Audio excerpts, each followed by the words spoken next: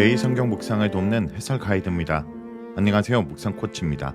함께 읽고 나눌 말씀은 전도서 4장 7절에서 16절까지 말씀입니다. 전도자는 자신이 돌이켜 또는 다시금 본 사실을 진술합니다. 그것은 자신이 헤아려서 직접 경험한 것들입니다. 여기에서는 앞단락이 이어서 무엇이 무엇보다 낫다는 진술을 통해 전도자가 말하고자 하는 바가 부각됩니다. 또 홀로됨과 권력 무상의 주제가 다양한 예들을 통해 다루어집니다. 7절에서 12절 읽겠습니다. 내가 또 다시 헤아려서 헛된 것을 보았도다. 어떤 사람은 아들도 없고 형제도 없이 홀로 있으나 그의 모든 수고에는 끝이 없도다. 또 비록 그의 눈은 부요를 족하게 여기지 아니하면서 이르기를 내가 누구를 위하여는 이같이 수고하고 나를 위하여는 행복을 누리지 못하게 하는가 하여도 이곳 다 헛되어 불행한 노고로다. 두 사람이 한 사람보다 나음은 그들이 수고함으로 좋은 상을 얻을 것임이라. 혹시 그들이 넘어지면 하나가 그 동물을 붙들어 일으키려니와 홀로 있어 넘어지고 붙들어 일으킬 자가 없는 자에게는 하가 있으리라. 또 두 사람이 함께 누우면 따뜻하거니와 한 사람이 어찌 따뜻하랴. 한 사람이면 패하겠거니와 두 사람이면 맞설 수 있나니 세 겹줄은 쉽게 끊어지지 아니하느니라. 7절에서 8절은 홀로 된 자의 만족할 줄 모르는 수고를 말합니다. 전도자는 자신의 관찰 내용을 진술합니다. 전도자는 돌이켜 또는 다시금 헤아려서 헛된 것을 보았다 말합니다. 이러한 진술은 이전 본문과 비교할 때 구별된 특징을 보여줍니다. 지금까지 본문들은 관찰과 헛됨의 평가 순서로 보여주었습니다. 관찰의 내용이 먼저 나오고 그것의 헛됨에 대한 진술을 통해 자신이 관찰한 바에 대해서 평가를 내렸습니다. 하지만 여기서는 헛됨에 대한 진술이 먼저 나오고 있습니다. 이것은 독자로 하여금 자신이 말하려고 하는 바에 대한 평가를 가지고 읽거나 듣게 합니다. 이제 그가 말하려고 하는 바는 헛된 것입니다. 하지만 그것은 자신의 공상이나 숙고를 통해 만들어낸 것이 아닙니다. 그것은 그가 헤아려서 직접 목격한 것들입니다. 전도자는 한 사람을 소개합니다. 그는 홀로 있습니다. 그에게는 자식도 형제도 없습니다. 그런데 그는 끝없이 수고합니다. 일에 파묻혀 사는 사람입니다. 그런데도 그는 자신의 재물로 만족하지 못합니다. 그에게는 만족이 없습니다. 그는 아직도 자신이 가진 것이 충분하지 못하다고 판단하고 계속해서 일합니다. 그는 일에 중독된 사람입니다. 이렇게 일만 하는 사람은 마침내 물어야 했습니다. 내가 누구를 위하여 이같이 수고하고 나를 위하여는 행복을 누리지 못하는가? 이 진술은 끝없이 일만 하고 누림이 없는 자신의 모습을 보고 던지는 비관적인 질문입니다. 다시 말하면 수고하면서도 자신이 하는 수고의 열매, 즉 좋은 것을 누리지 못하는 자의 탄식입니다. 전도자는 이 단락의 헛됨에 대한 진술로 마칩니다. 그런데 여기에는 일반적인 헛됨의 진술과 달리 새로운 요소가 덧붙여져 있습니다. 히브리 원어로 해석하면 그리고 그것은 악한 일이다. 개역개정은 불행한 노고라고 의역했습니다. 전도자의 평가는 날카롭습니다. 나쁜, 악한, 불행한 등의 의미를 가지고 있습니다. 단순히 불행한 노고를 넘어서서 그것을 악한 일로 여기고 있는 것입니다. 여기에서 우리는 전도자의 헛됨이라고 말하는 헤벨의 의미를 짐작하게 합니다. 그것은 단순히 의미가 없거나 가치가 없다 정도의 무의미성이 아니라 악한이라고 규정할 만큼 해서는 안 되는 일이고 일어나서는 안 되는 일이라는 것입니다. 9절에서 12절은 홀로됨의 일반적인 위험들을 말합니다. 이 단락의 앞단락은 홀로됨이란 주제로 연결되어 있습니다. 전도자는 둘이 하나보다 낫다라고 말합니다. 전도자는 홀로됨보다 둘이 더 좋은 이유를 세 가지 경우를 들어 설명합니다. 가장 먼저 등장하는 주제는 넘어짐입니다. 두 사람이 있어서 좋은 이유가 한 사람이 넘어질 때 다른 사람이 일으켜 세울 수 있기 때문입니다. 반대로 홀로 있을 때의 문제는 그가 넘어질 때 일으켜 줄 수 있는 사람이 없다는 사실입니다. 여기서 넘어짐은 파멸하는 삶에 대한 은유일 것입니다. 또한 실망하고 낭망하는 심리 상태를 표현하는 은유일 수도 있습니다. 하지만 이것은 연로함에서 비롯된 위험일 수 있습니다. 어쨌든 홀로됨의 문제는 넘어질 때 일으켜줄 사람이 없다라는 것입니다.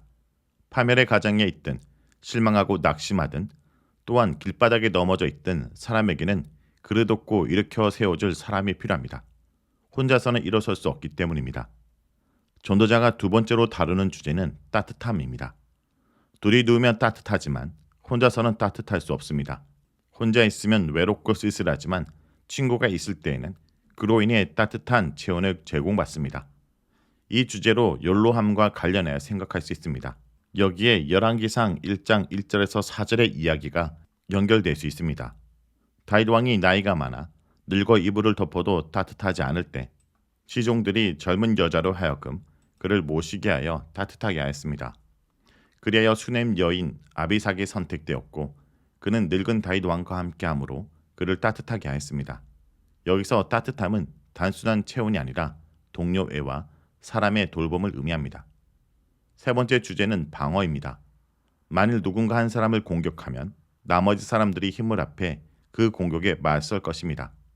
여기에 등장하는 두 사람은 한 사람과 다른 한 사람을 의미할 수도 있지만 그 한 사람과 함께 있던 다른 두 사람을 의미할 수도 있습니다. 마지막 부분에 삼겹줄이라는 말이 등장하는 것을 볼 때 후자의 의미가 더 강한 것으로 여겨집니다. 여기서 하나, 둘, 셋이라는 숫자가 연속으로 등장합니다.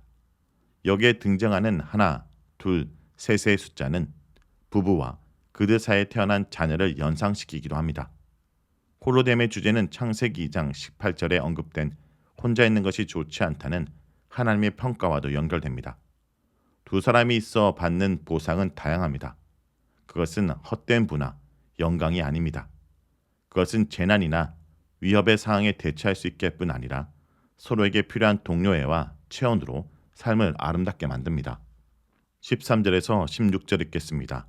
가난하여도 지혜로운 젊은이가 늙고 두나의 경고를 받을 줄 모르는 왕보다 나으니 그는 자기의 나라에서 가난하게 태어났을지라도 감옥에서 나와 왕이 되었습니다. 내가 본즉 해 아래서 다니는 인생들이 왕의 다음 자리에 있다가 왕을 대신하여 일어난 젊은이와 함께 있고 그의 치례를 받는 모든 백성들이 무수했을지라도 후에 오는 자들은 그를 기뻐하지 아니하리니 이곳 덧대어 바람을 잡는 것이로다. 13절에서 16절은 영원하지 않는 왕의 권력을 말합니다. 전도자는 13절에서 새로운 주제를 다룹니다. 그것은 왕의 권력에 관한 것입니다. 전도자는 앞에서 왕으로서 자신의 경험을 이야기했습니다. 여기서는 왕은 제3자 입장에서 묘사하고 평가합니다. 가난하나 지혜로운 젊은이가 더 이상 공고받을 줄 모르는 나이 많고 어리석은 왕보다 더 낫다라고 말합니다. 여기에는 젊음과 늙음이 비교되고 가난과 왕으로서의 부유함이 비교됩니다. 이러한 비교점 가운데서도 가장 중요한 것이 지혜로움과 어리석음입니다. 보통은 연장자의 지혜가 기대되고 칭찬되나 여기서는 그렇지 않습니다. 오히려 젊은이가 지혜롭고 늙은 왕은 어리석습니다. 14절은 지혜로운 젊은이의 과거를 묘사합니다. 그는 감옥에서 나와 왕이 된 사람이고 자신의 나라에서 가난하게 태어난 사람입니다. 이러한 묘사는 구약 성경의 여러 인물들을 떠올리게 만듭니다. 먼저 감옥에서 풀려나 왕이라는 높은 위치에 올라간 것은 요셉의 이야기를 떠올리게 만듭니다. 또한 그가 가난하게 태어났다는 것은 다윗에 대한 묘사를 떠올리게 합니다. 15절과 16절은 서로 긴밀하게 연결되어 있습니다. 한 가지 주장을 위해서 이어지는 연속 진술입니다. 전도자는 모든 산자들, 즉 수많은 사람들과 함께 현재 늙은 왕을 대신하여 왕이 될 2인자 젊은이를 봅니다. 그 사람들은 새로운 왕 주위에 모여든 사람들입니다. 그들이 얼마나 많던지 끝이 보이지 않습니다. 모든 백성들, 곧 그의 앞에 있던 모든 사람들의 끝이 없습니다. 그러나 그 뒤에 오는 자들은 그를 기뻐하지 않습니다. 당대의 젊은 왕을 따르던 수많은 사람들이 있었으나 다음 세대는 그를 기뻐하지 않는 것입니다. 전도자는 이런 상황을 목격하면서 마침내 헛됨의 평가를 내립니다. 참으로 이것 또한 헛되고 바람을 쫓는 것이다. 그렇게 젊은 지혜자로서 높임을 받고 추앙의 대상이 되던 그도 훗날에는 기쁨의 대상이 되지 못하고 기피의 대상으로 전락한 모습을 보여줍니다. 자, 여기까지가 전도서 4장 7절에서 16절까지 말씀입니다. 오늘 말씀을 통해 우리는 무엇을 묵상하고 적용해야 할까요? 두 사람이 한 사람보다 낫다는 것을 기억해야 합니다. 두 사람이 한 사람보다 낫습니다. 경쟁사에서 우리는 이기기 위해 자신의 능력을 극대화시키려고 하고 있지 않습니까? 물론 그렇게 하지 않으면 도태될 수밖에 없는 경쟁사회 속에 우리는 살아갑니다.